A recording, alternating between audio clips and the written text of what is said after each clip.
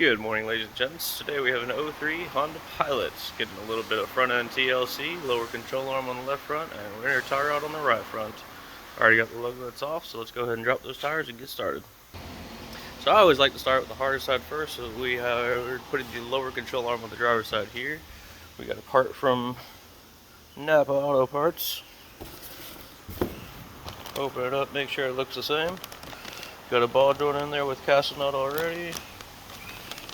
Looks like it's got the same style of bushings in there, so looks good to me. So we're going to start by taking off the CV axle nut here, just so you don't remove it from itself, pull it apart or not when you're pulling this out of the way. We want to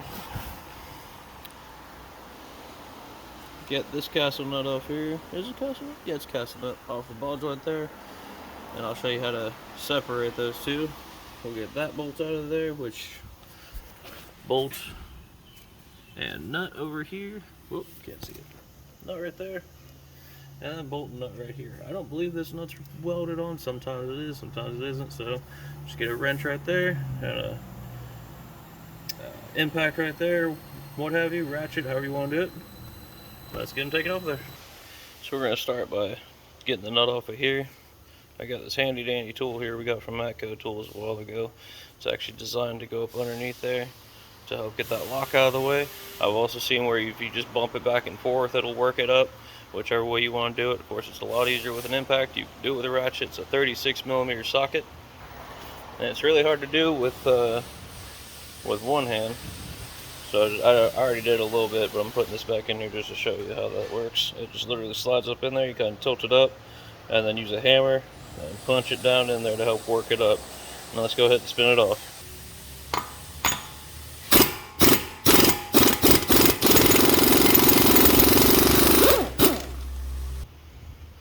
See, now that can push back and forth there. So the reason we do that is just so when you take off that lower ball joint nut down here, which I already pulled the cotter pin out of, but we're going to undo that, and then we're going to use a pickle fork and an impact to get those separated. Not worry about damaging the boot because we're replacing all that. But we'll separate those, pull down on this, and then when you pull this whole assembly kind of to the side and whatnot, you can push that apart and it won't separate the CV axle back there. So we got a 19mm ratcheting wrench. Spin that off. Water getting my eyes. I'm raining today.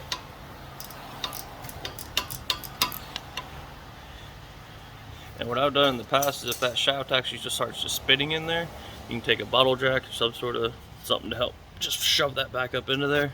It forces that taper back up in there so you can kind of lock it in place to get that spun off, but this one's spinning off pretty easy. So I got the nut off of there. Got my pod light situated up in here so I can show you a little better. But what you can do if you don't want to damage that boot at all, you can take a hammer. Of course, manufacturer's always going to tell you not to, but you can take a hammer on these and just hit them pretty hard right there. If you don't want to mess up the threads or the boot, you can put a nut right there to try to separate that. I'm not worried about the boot, so I'm not going to strike that. I'm just going to get a fork on an air hammer and get that separated.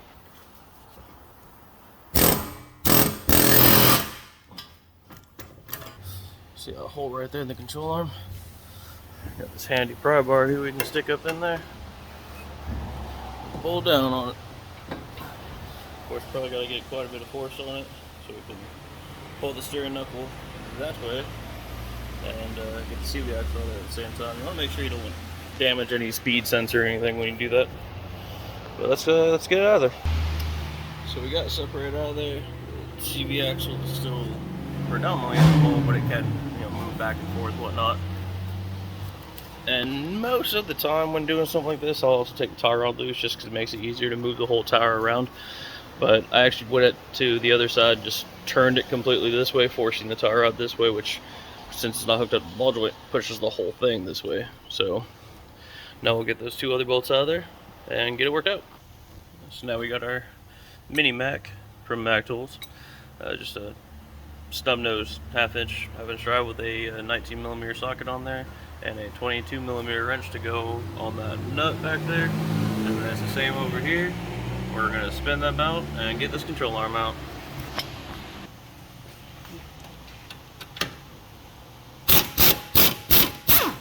So as it turns out, that nut and that nut are welded to the body, frame, what have you. So no need for the wrench on there. If they do break loose and you just need to put a wrench on it, it's not gonna hurt anything. That one pulls out. Stick them on a magnet there. This side, and he's already out.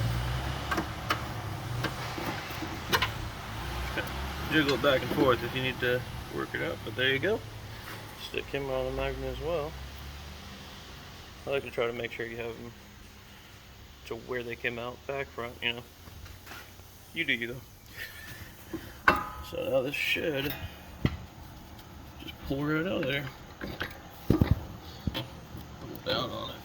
Get that back end first. Might grab a pry bar or something. Nope, there we go. And there we are. So maybe a little harder to get this new one in there with one hand, so we're gonna work it in there and I'll see if I can explain how I did in a second. And in case you're curious, so I just put this end in first, kind of bent down a little bit, which probably could have put the bolt in there to hold it there, and then swung it around and shoved it up in there. So let's get those bolts in there. So I was getting the bolts in and went back and actually took that one out just so I could swing it back out and get that one straightened up, because just getting it in there in just a few threads is going to save your life. And not that dramatic, but you know, get it in there so then you can still bend down the bushing, but it's not pulling this away to making it difficult to get it up in the threads there. So we got that. We'll grab our other bolt. Oopsie. And slide over here.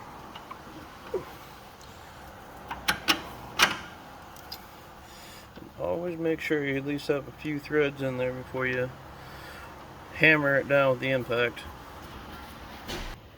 So for anyone that's curious, I did look it up real quick. These control arm bushings here, the torque spec is about 69 foot-pounds, and then the lower ball joint to the steering knuckle is 51.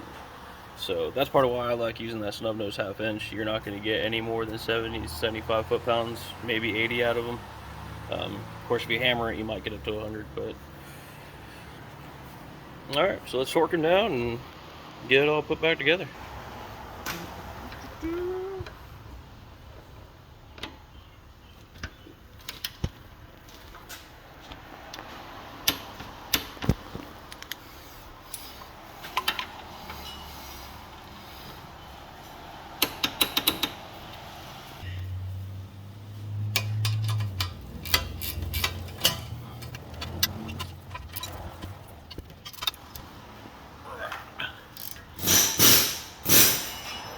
Feels like about 51 foot-pounds. So, but now we gotta get turned just a little bit more so we can reach this notch into that cotter pin hole. Okay, so got it lined up with the hole. Take the cotter pin. And we probably could have made sure to snap the pin the right way. And then bend them on over. There's no exact science, you just want to make sure that this isn't going to rub up against nothing that is going to hurt, like it's not up here in the boot or something. But get him bent over and in shape how you like it. Just for reference, that's kind of how I like mine. Bent over, out of the way, not much really wiggle room to it. Got our CV axle back through here. Get our nut on. And then we'll put an impact on that.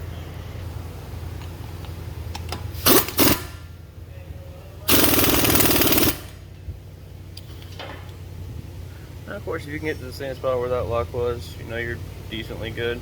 These things call for anywhere from 180. I've seen them call for 230, 40, 50 foot-pounds. I didn't look it up while I was looking up the control arm, but that's about close enough. And then we will take a dull chisel. I find works pretty good because you can get on top of there and just flatten it out right there. You can take a punch too. Either way works. So I got it punched into there. You just want to, you know, get it right in between those two 2 divots there, or in the divot, however you want to put it. And so that kind of locks it in place so it can't spin off. Alright, and that is how we do the control arm. So we'll put the wheel back on there, torque it to spec.